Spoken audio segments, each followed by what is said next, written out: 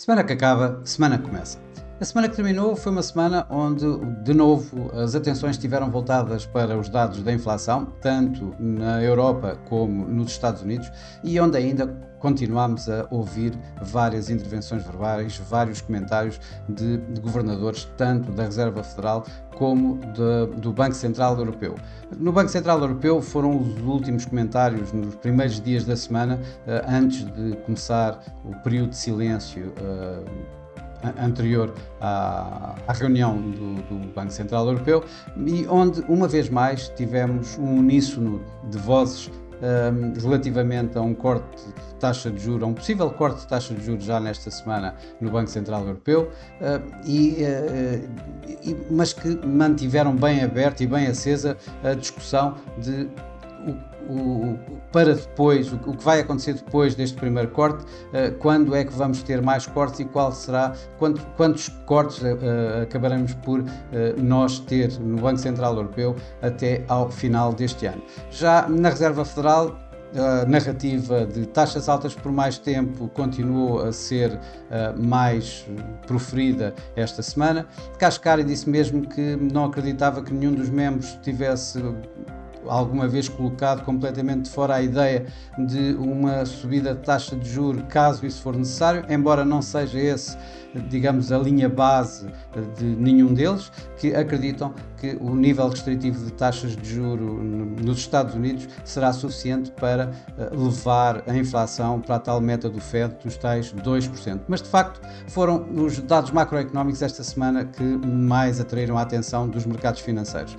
Na zona euro tivemos o índice de preços do consumidor, que foram sendo, digamos, divulgados na Alemanha, em Espanha, em França, e depois o agregado da zona euro, que veio com uma subida dos 2,4% para os 2,6% na inflação anual, a inflação subjacente a subir 2,7% para 2,9%, ligeiramente acima daquilo que era esperado, o mercado esperaria à volta dos 2,8%, e com os preços a nível mensal a caírem de 0,6% do aumento anterior, de abril, para em maio terem mostrado um aumento de 0,2%.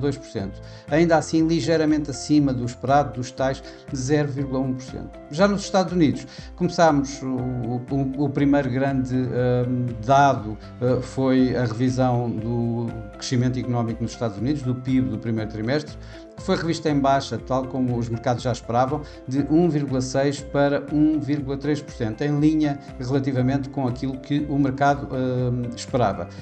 O Core PCE Price Index, já contrariamente ao índice de preços do consumidor na Europa, mostrou alguma divergência, e desta vez divergência no sentido oposto, ou seja, enquanto na Europa vimos uma aceleração, um pouco de aceleração na inflação, aqui a medida preferida do Fed dá uma desaceleração dessa mesma inflação. Os preços a nível mensal aumentaram 0,2%, caindo dos 0,3% do mês anterior, e do esperado pelos mercados, que estava também em 0,3%, mantendo a medida anual deste Core PCE Price Index nos 2,8%. Tudo isto acabou por dar algum suporte às yields obrigacionistas, que terminaram uma vez mais em alta, apesar de recuar nos últimos momentos. Os mercados acionistas durante esta semana acabaram por ter perdas, ou seja, assistimos a uma semana de perdas no mercado acionista. Na Ásia, o Hang Seng caiu aqui à volta um pouco menos de 3%. Na Europa as perdas andaram à volta de 1%, temos aqui o DAX a cair 1,12% e o Dow Jones nos Estados Unidos perdeu cerca de 1%, que foi, digamos, o índice que representa, digamos, a média do que se passou nos principais índices do Wall Street nesta semana que passou. Mas esta semana também acabámos o mês de maio. E portanto temos aqui assim um balanço desse mesmo mês, balanço esse em termos acionistas, em termos de mercados acionistas, foi positivo. de uma forma geral positivo, diria eu, já que na Ásia o mercado saiu um pouco misto entre ganhos e perdas. Temos aqui assim o Nikkei a representar a Ásia, ganhou com um ganho marginal à volta de 0,7%. O Eurostoxx, aqui o Eurostoxx 50 ganha um pouco menos de 2% e foi basicamente também essa a média na Europa durante este mês, aliás, durante o mês passado de maio, e nos Estados Unidos foram as praças que mais ganharam, e temos aqui assim o SP500 a mostrar um ganho de 4,2%. Se tivéssemos o Nasdaq, teríamos um pouco acima dos tais 4%. Por cá, no nosso PSI 20, em termos mensais, o PSI 20 ganhou um pouco mais de 3%. Em termos semanais, tivemos também aqui assim uma semana negativa, não tão negativa como os outros pares. Na Europa terminou a perder cerca de 0,5%, um pouco menos de 0,5%, isto ajudado por um BCP que ganhou esta semana um pouco acima de 2%, mas pressionado pelo Marrene, que terminou a perder à volta dos 5,5%. No mercado cambial, em termos semanais, tivemos ganhos do franco suíço e perdas do peso mexicano, do rand sul-africano e do iene. Curiosamente, peso mexicano e rand sul-africano na África do Sul com eleições já terminadas e com o México com eleições durante este fim de semana. Se formos para nível mensal, as nórdicas foram os que ganharam e o iene foi o que perdeu. Neste gráfico que eu trago aqui, vemos de facto os pares que mais se afastaram, e temos aqui o dólar México, que foi o par que se mais afastou em termos de perdas do peso mexicano, com uma perda de cerca de 2% face ao dólar. Já no dólar suíço foi o que também teve, o franco suíço foi o que teve um maior ganho, e durante esta semana registrou cerca de 1,4, 1,5% de ganhos face ao dólar. Relativamente ao euro-dólar, ele terminou praticamente inalterado aos níveis de abertura, entre 1,0845 e 1,0850, sendo que durante esta semana ele foi ligeiramente abaixo de 1,08 e ficou em máximos ligeiramente abaixo de 1,09. Portanto, de uma forma geral, 1,08, 1,09 continua a ser a área global que o euro-dólar se tem mantido a negociar.